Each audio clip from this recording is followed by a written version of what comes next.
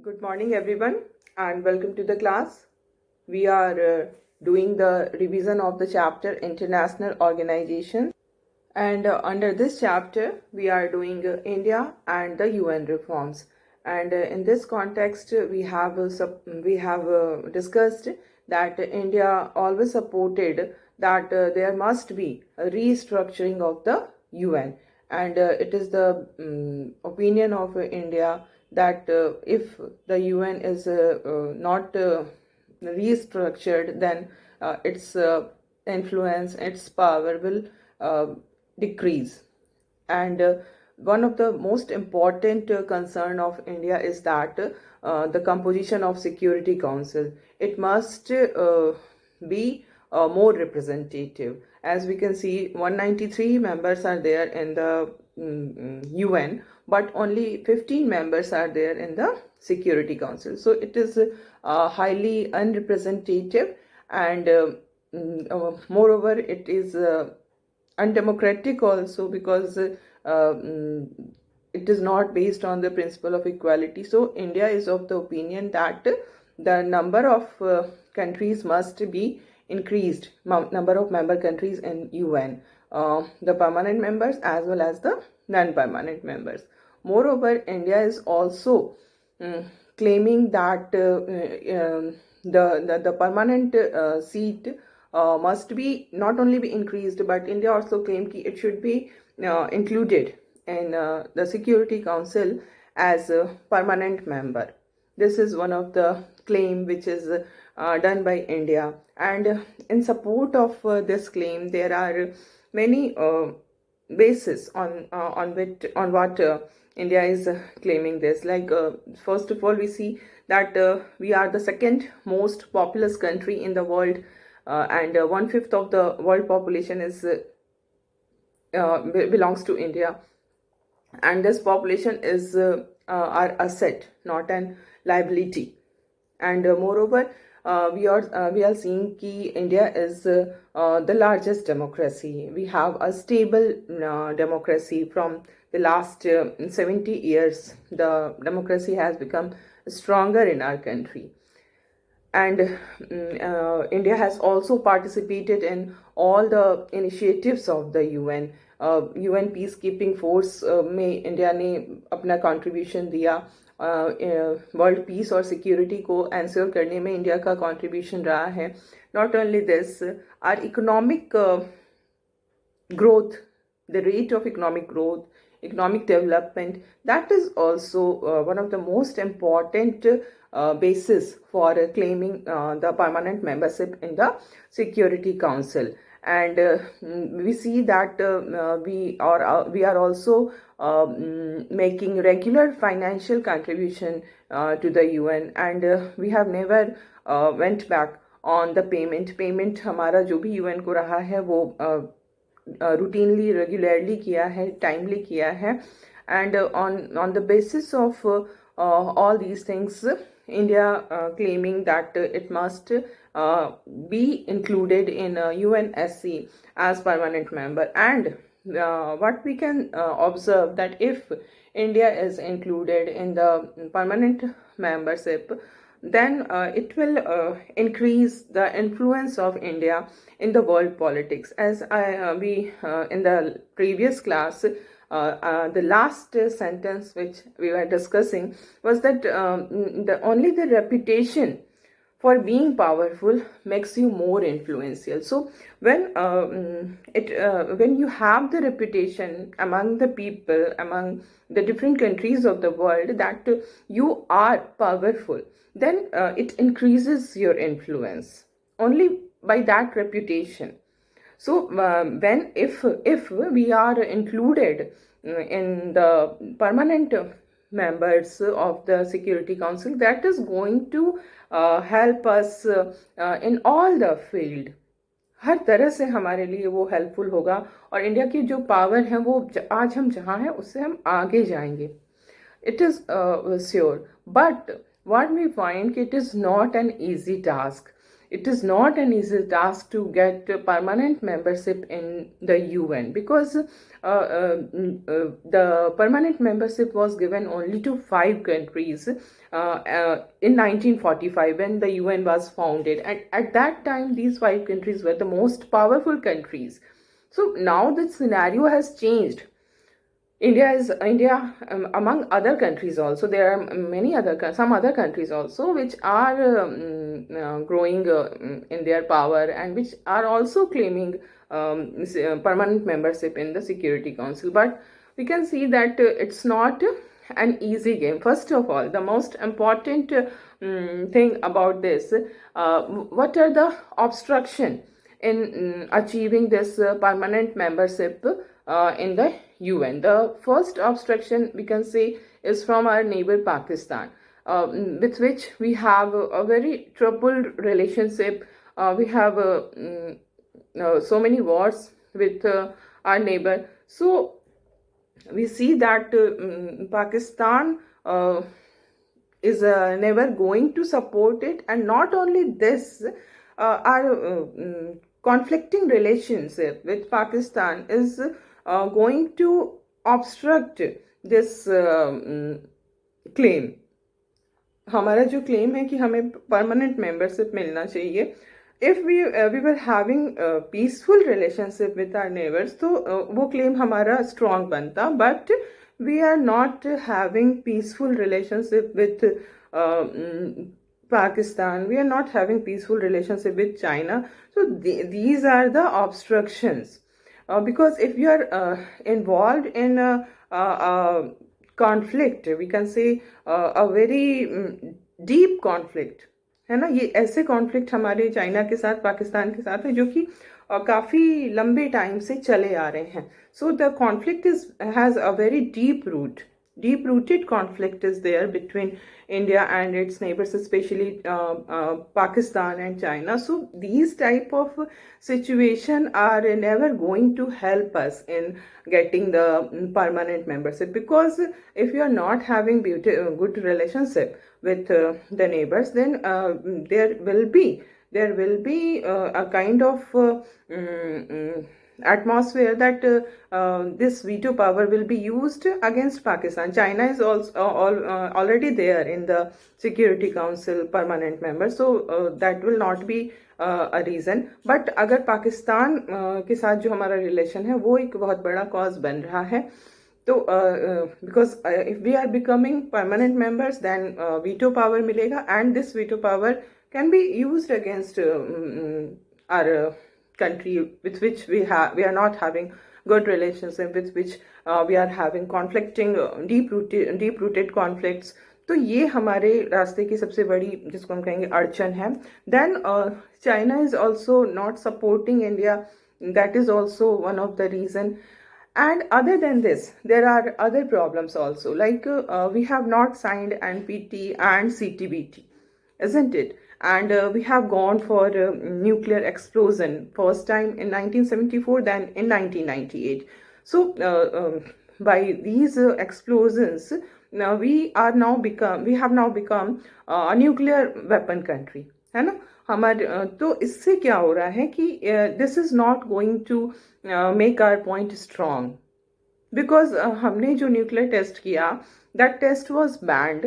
तो ये भी हमारे लिए एक तरह का, वी कैन से कि instead of becoming a positive point in order to get the permanent membership in UN, it is weakening our position. Now next thing is there that if India is included as a permanent member, then what will happen? Then other emerging powers will also demand the same thing. They will also say कि अगर India को include किया जा सकता है, then we should also be included. Countries like Brazil, Germany, Japan, South Africa, these are the countries we can say Brazil, Germany, Japan, South Africa,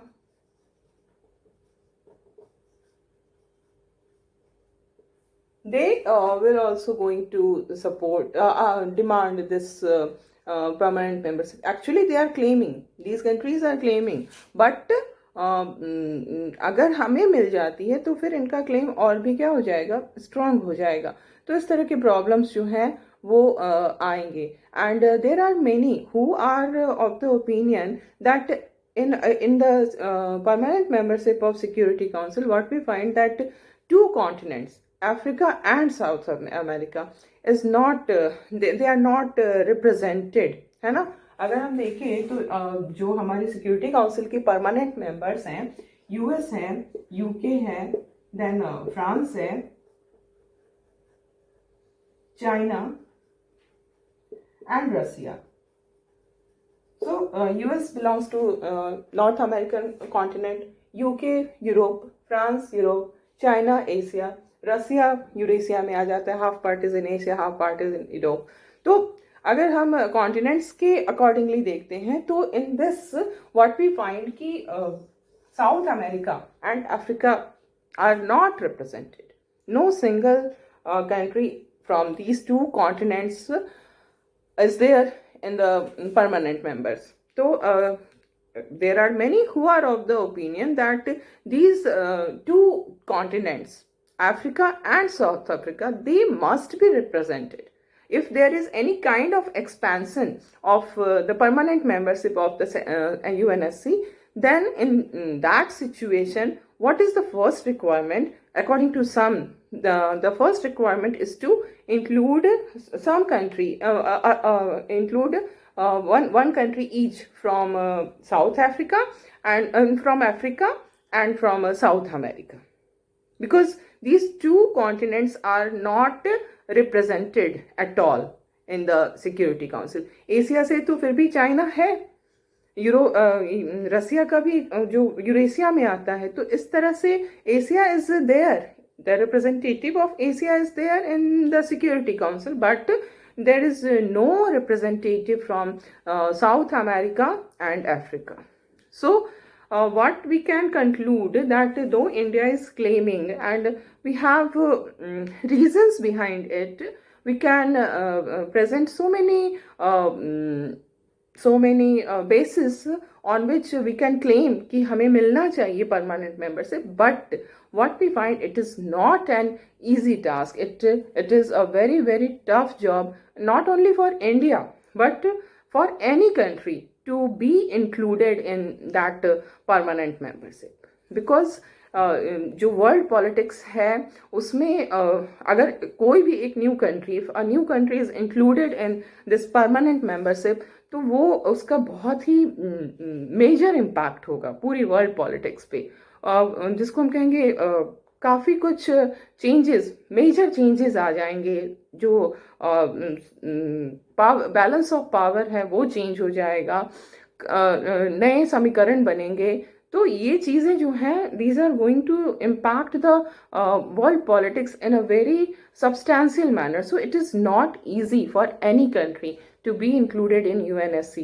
We are claiming and we will claim always, but it is also true that it is not going to be an easy task. So this is our India and the UN reforms. Okay, and now we move to the next topic, and that is the UN in a unipolar world.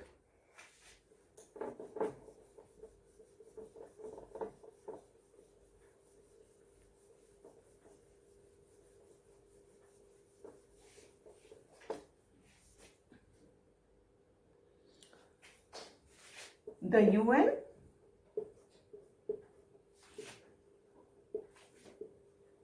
in a unipolar world. So what we find, when UN came into existence, at that time the world was bipolar. Two superpowers were there at that time, but after so many incidents happened, so many happenings were there, and lastly we find that in the year 1991 the USSR was disintegrated and the world became unipolar. So now what we find ki, in this unipolar world, what is the role of the UN? When the world was bipolar, when there was a Cold War between US and USSR, at that time UN was playing an important role, because both the countries were equally powerful and there was conflict between them, and because of this conflict so many shooting wars were happening at that time. तो उसमें UN जो था वो एक important role play करता था, क्योंकि दो दो पावर थे, दोनों को बैलेंस, दोनों के बीच के कॉन्फ्लिक्ट्स थे, तो उसके कारण यूएन का रोल था.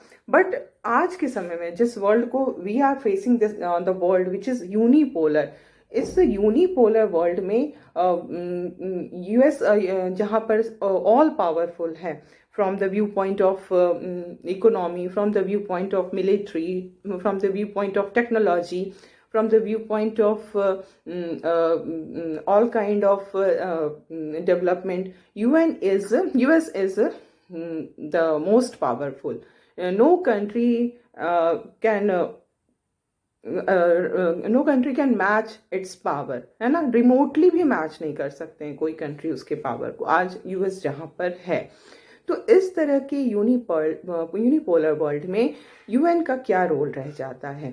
क्या UN can the UN serve as a balance against US dominance? US की डोमिनेंस है, we all are knowing this, है ना. तो क्या यूएन एक ऐसा ऑप्शन हमारे सामने प्रेजेंट कर रहा है जिसमें कि ये एक बैलेंस की तरह सर्व कर रहा है? It is serving as a balance against US dominance. Can it serve like that? क्या यूएन के पास इतने पावर हैं कि वो अमेरिका जो है उसको प्रिवेंट कर सके from doing what ever it wants? Do the UN has that much power? So what we find when we were discussing the hegemony of US, under that we have seen when in the year 2003, when America attacked Iraq on the basis of this claim that Iraq is having WMD, that is weapon of mass destruction. At that time, we have discussed all these things, and I am telling you in this context so that you can understand what is the balance of power between US and UN. अगर हम कह रहे हैं कि can UN prevent US from doing whatever it wants to do? No, it cannot prevent. The example is in front of us. जब Iraq पे it was attack of US on Iraq, है ना. And we are talking about the year 2003. तो जब Iraq पे 2003 में attack किया America ने, वो था कि WMD weapon of mass destruction उसके पास है, इसी बेसिस पे इसने अटैक किया था. लेकिन before that attack what we find, the observers from UN, observers team from UN has gone there in Iraq, and they found that no WMD is there. Still it attacked. And not only this, there were countries who were following US. They were not following the UN, but they were with the US. Coalition of the willing बनी, more than 40 countries US के साथ थे. क्यों? जबकि US जो कर रहा था, that was not approved by the UN. Still 40 more than 40 countries were there with the US. Who is more powerful? This example, the real life example जो हम लोग देख चुके हैं, this proves that US is more powerful than the UN. And it is really in such a situation, in such a powerful position, that really it can do whatever it wants. It does not need to give any kind of justification to the world organization. So this is power. ये इसी को हम power कहते हैं. And not this कि any country can go do like this. It is only US which can behave in this manner, because it has immense power and no rival country is there, no serious rival country is there, no country can match its power remotely.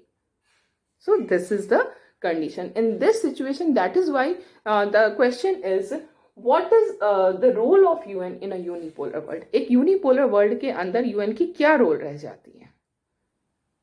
Okay तो यहाँ पर हम यही देख रहे हैं कि Soviet union के डिसअपियरेंस के बाद यूएस की जो पावर्स इंक्रीज हुए हैं उसमें इसके रोल बहुत ही कम रह गए. Not only this, what we find that if we see the budget of the UN, एक तो उसके पावर्स ज़्यादा हैं, दैट इज़ अनदर थिंग, जिसको हमने इराक पे अटैक के समय क्या हुआ था वो हमने डिस्कस कर लिया. Now we are discussing another point, like अगर हम बजट को देखें यूएन की, तो बजट का जो largest contributor, who is the largest contributor of the UN budget? US is the largest contributor. And we all know money matters, है ना. सबसे इम्पॉर्टेंट चीज़ें जो होती हैं that is money. Everything is for money and power, है ना. तो यहाँ पर जब लार्जेस्ट कंट्रीब्यूटर है तो ऑब्वियसली उसका जो से होगा that will be more than any other country in the UN. Then other than this, what we find that UN is physically located within the territory of US. If it is physically present within the territory of US, then what we find that it gives additional power to US. Not only this, there are so many UN, there are so many US nationals who are in the bureaucracy of the UN, है ना. वो UN की जो bureaucracy है, जो staff members हैं UN के, they are mostly they belong to America, क्योंकि it is physically located in US. तो ये जो कंडीशन है वो यूएस को एक और एडिशनल पावर दे रहा है. Then US has veto power. We all are knowing US is the permanent member and it has the veto power, and because of this veto power, US has the power to stop any move that it finds damaging to the interest of its own or to the interest of its friends or allies. So because of veto power, it is very powerful. It can stop any proposal if it is going to harm the country, or if it is going to harm the allies of the country or the friends of the country. तो इस तरह से ये जो US के powers और जो situations हैं, देन अगर हम दूसरा और भी फैक्टर्स देखें तो there are some other factors also, like secretary general है हमारे यूएन के सेक्रेटरी जनरल का जो चॉइस में यूएस का रोल बहुत ज़्यादा होता है. वही सेक्रेटरी जनरल बनते हैं जिनको कि यूएस सपोर्ट करता है, बिकॉज यूएस का पावर इतना ज़्यादा है, यूएस के पास वीटो पावर है, बजट का कंट्रीब्यूटर है. तो यूएन में जो जिसको हम कहेंगे कि यूएस हैज़ मोर से in UN than any other country, and it is the US which whose choice is most important in the appointment of secretary general. तो इस तरह की चीज़ें जो हम देख रहे हैं, that is ultimately saying that UN is not powerful. UN is not doing anything which is very substantial in the world politics in this unipolar world, है ना. इस unipolar world की politics में UN is not able to play any important role. But what we find that we can't say that the UN is useless and there is no utility of UN. ये हम नहीं कह सकते, because there are some utility, there are some important roles which are played by the UN. So though the US is the all in all, it is the most powerful, still we can say that UN has served to bring the US and rest of the world into discussion over various issues. It's not ki there cannot be any discussion regarding any issue of the US. There have been such situation when such matters have been discussed. It gives a platform. It may not be able to do anything against US, but it gives a platform where other countries can express their views.